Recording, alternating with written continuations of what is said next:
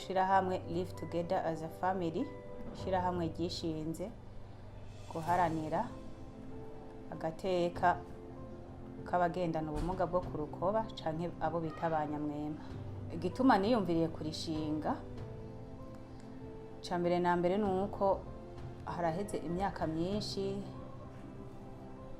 naza ndabona abandi banyamwema dusanzwe twari tuzinanye, kumva ejo aragwaye, haheze igihe kanaka arapfuye, nkabona baza barapfa ku bwinshi kandi bose bicwa n'ikintu kimwe, ingwara yo ku rukoba, kanseri.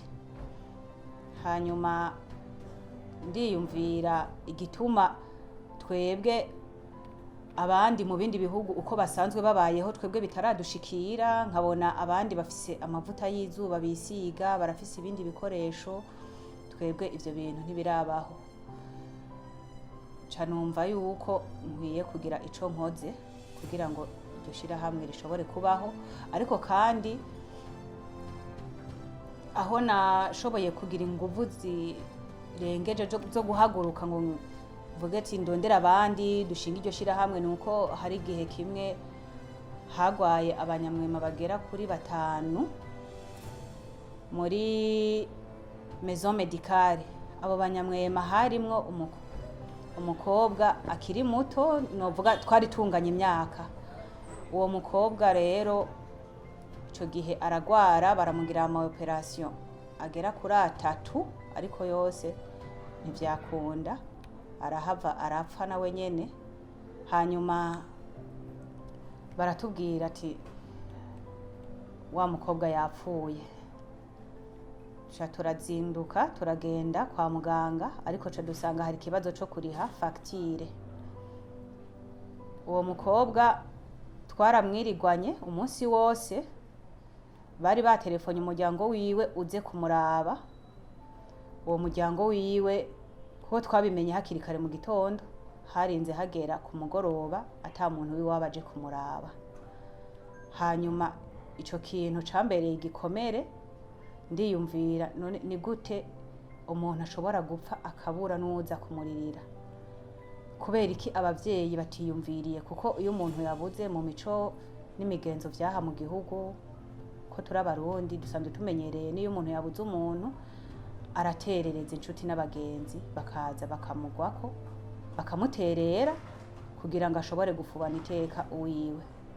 Ariko ico gihe uwo munsi twiriwaho, abaganga bakaza bakatubwira ati uwo muntu araza gusangukira ngaha, ariko twe ntaco twari dufise tubikorako. Turarindira, bari basanzwe bafise baturongoye mwishirahamwe narindimwe bwa mbere, nabo nyene ntibashobora kuboneka, bagiye kuboneka amasaha y'umugoroba kugira ngo bavugane n'ibitaro. Biratugora cane kugira ngo dushobore no kuronka uburyo bwo kumuronkera imodoka imukuraho. Twahavuye tubishobora mu masaha y'umugoroba, kandi twahashitse mu gitondo isaha 1:30 twari twahashitse. Mugabo uwo muntu twashoboye kuronka uko tumukuraho isaha 12 z'umugoroba, ari uko turenze gutora ukaraba ninde mugenzi tuzinanye, ukamubwira turafise ikibazo iki, nimuduterere. Rero bica birambabaza cane, mara uwo mukobwa novuga yuko noba naramugwaye nk'ikintu c'ukwezi kose, kuko niyumvira iyo umunyamwema avutse haduka induru mu muryango, bagatangura gutana k'umwikomo, hariho abatabakira, umwana akazokura ata muntu amunezererewe, kurya abandi mu muryango bavuka bakumva baranezerewe, wewe usanga ari ngorane.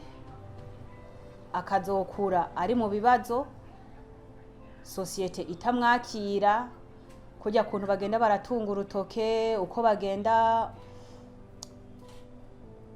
hari abagenda baravuma umwana w'umunyamwema, hari abagukubita, hari abagira iki.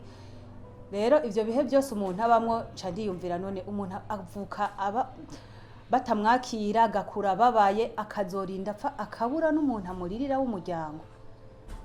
Niho rero mu nyuma naciye mpaguruka ndavuga ati ibi bintu turakwiye kubitorera inyishu, kandi inyishu ntizova muri twebwe nyene banyamwema gusa, ariko turakwiye gufashanya tukarondera tukaba hamwe, kuko umuryango nkaho nabonye ko umuryango wamenga umeze nkaho umenga ntibiwuraba. Niho navuga ati harakwiye ishirahamwe rihuza yaba abavyeyi yaba twebwe nyene ba Nyamwema, tukumva nyene yuko umuntu avutse ari Nyamwema, usivye uru rukoba ruba rwaje gwera, aguma ari mu muryango. Dukwiriye kuba hamwe tugafashanya, ndetse atari umuryango wonyene n'abandi bose dukwiriye kuja hamwe tukagira urunani tugafashanya. Rero nahavuye rero ndarishinga, ndarondera abantu batandukanye barankundira, turashinga iryo shirahamwe.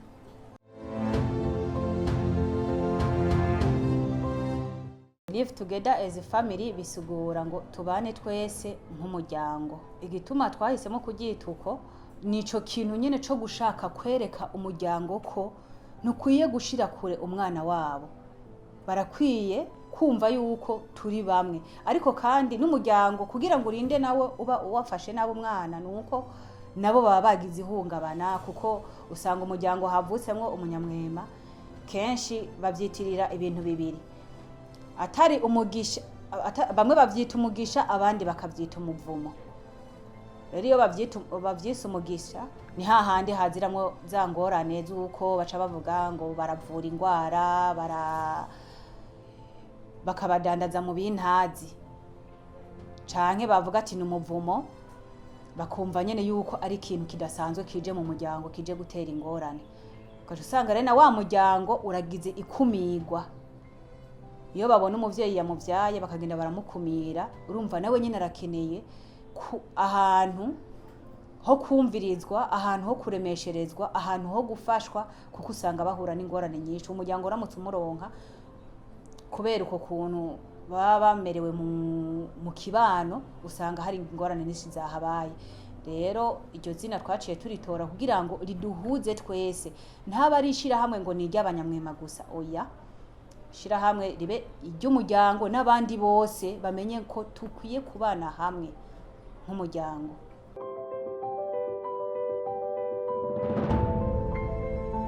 Ego cane, nko mu barigize abo bita aba membre fondateur, turi kumwe n'abavyeyi bavyaye abo bana, baraje turaba kumwe, harimwo twebwe nyene ba Nyamwema, harimwo abaganga b'amaso n'aburukoba, harimwo abumva neza ivy'amategeko, harimwo abumva neza ivy'indero. Abo bose twashoboye gutororokana kugira ngo tugire urunani, twige ni igiki nyamukuru twokora, niyihe migambi yokorwa kugira ngo tubihere mu mizi, Nyamwema bahagarike ikumirwa risanzwe ribakorerwa mu gihugu. Ni umwe wese ahaherereye, umwe wese mu vyo atahura ashobore kwigisha abandi, ashobore kugira icakoze kugira ngo abantu bose bumve yuko Nyamwema atari uwo kuba wenyene, Nyamwema atari nyamwigendako, ari umuntu akwiye kuba mu bandi, dukwiye kubana nyene nk'umuryango, nka societe.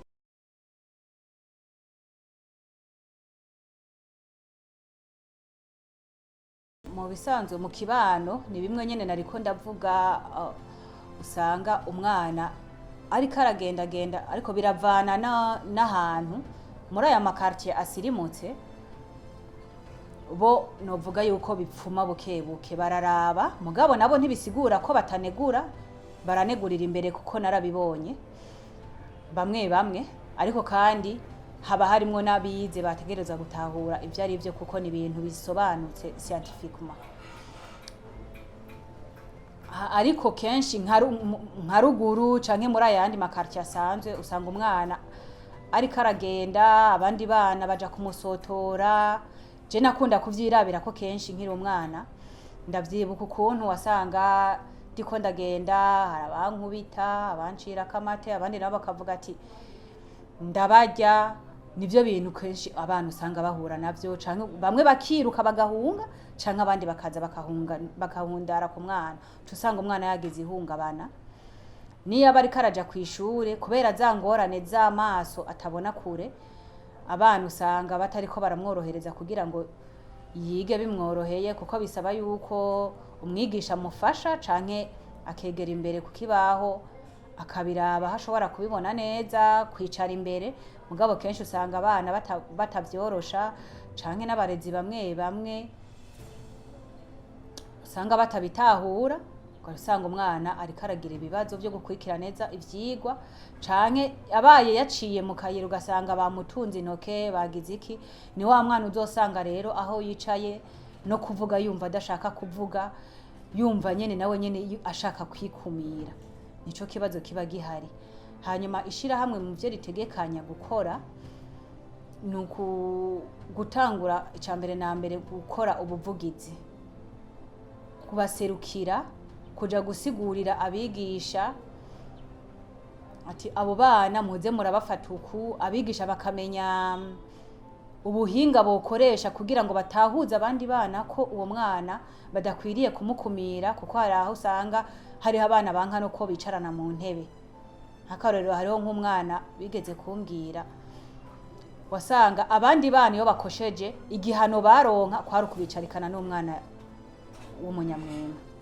Urumva uwo mwana amaze kumva yuko umwigisha amuzana iruhande uwundi mwana kubera yuko uwundi mwana yacumuye, urumva ko byari ibintu bikomerekeje cane. Rero kuja gusigurira abigisha yuko kuba umuntu afise ubumuga bwo kurukoba canke ari nyamwema si ingwara yandukira, ntaco bitwaye,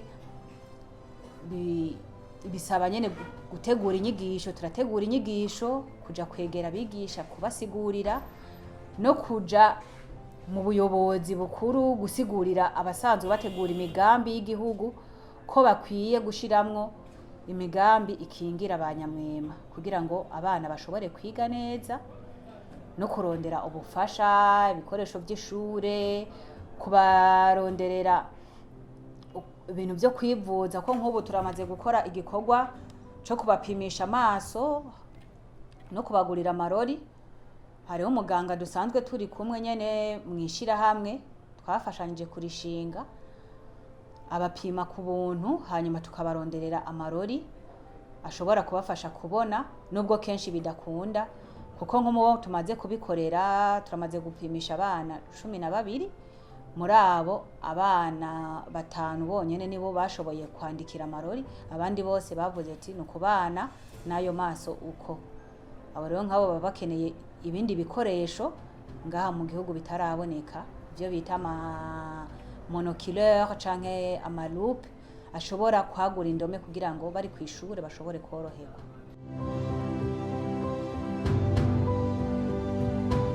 Icambere na mbere uburyo biracatugoye kuko nishirahamwe rigira rimare novuga imyaka 2, kuko igihe twatangura ego hari udukorwa tumwe twakora, ariko turya nyene two kwirondeza tuvuye mu ntererano z'abanywanyi. Urumva ko dusanzwe turi kumwe n'abo baganga, nko gupima amaso tugerageza tugaterateranya amahera y'agatike k'abo bantu, hanyuma nawe aca bapima ku buntu.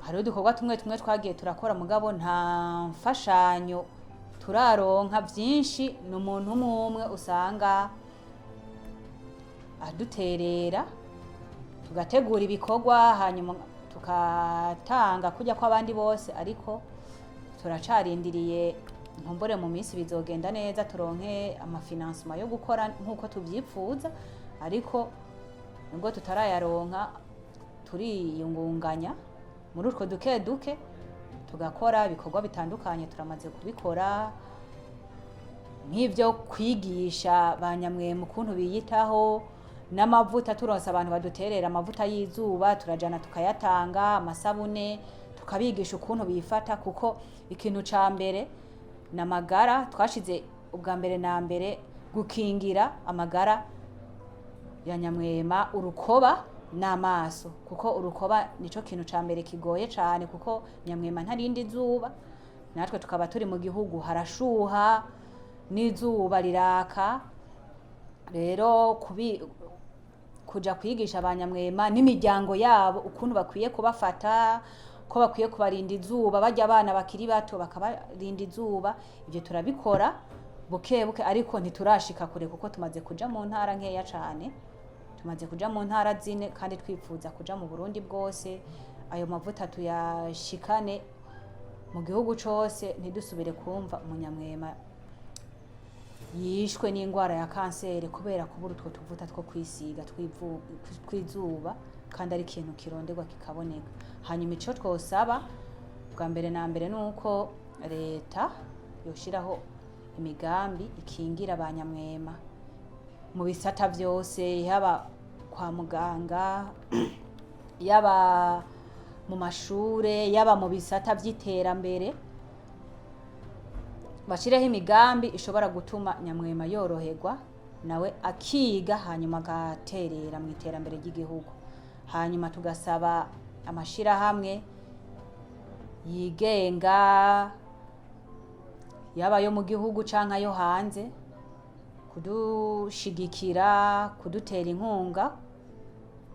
Turafise imigambi yanditse, turafise ivyo dushaka gukora, turafise aho dushaka gushika, turafise nka ico nokwita imbona kazoza ko n'imiburiburi muri 2030 umwana wese wa nyamwema avutse yoba aja kw'ishure ata muntu amutunga urutoke, inyigisho zashitse ahantu hose.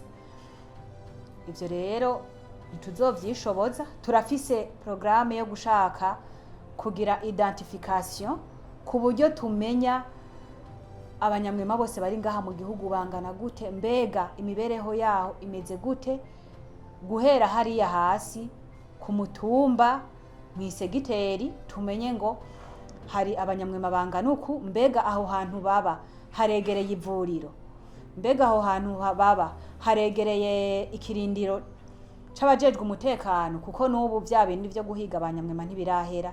Iyo migambi turayifise yo gushiraho base de données nationale y'abanyamwema ku buryo vyoroha ko dukora imigambi. Ivyo vyose ni ibintu dufise vyanditse twategekanyije, ariko tutararonkera uburyo. Twifuza yuko abantu batandukanye bodutera inkunga. Hanyuma ikindi naco twosaba abanyagihugu bwabo bashobore gutahura ko nyamwema ari umuntu nk'abandi. Tukavuka ku miryango y'abantu birabura, hanyuma hagera natwe ko tukavyara abantu birabura, bisobanuye ko tuguma abanyamwema, tuguma abarundi. Kuba uri nyamwema ntibigukuraho kuri umurundi canke kuri umunyafrika. Rero dukwiriye gutahurana abanyagihugu, ivyo bintu vyikumira bakabireka. Hanyuma tukanasabana abanyamwema ubwabo kwitahura, kwinezererwa no kwikingira kugira ngo bashobore kugira amagara meza, hanyuma bakora imigambi, biteza imbere, bateza imbere imiryango yabo, bateza imbere ikibano cabo n'igihugu.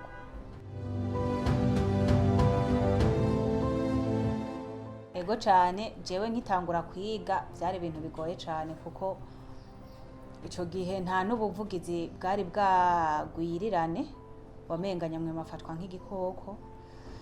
Vyaragoye cane kuko narahakomerekeye, abana ntibumva ivyo ari vyo. Hari abashwa baduka umunsi wa mbere w'ishure, je ntonze classe y'iwacu ntitwigeze twiga, kuko n'abigisha baratangaye n'abanyeshuri baratangara.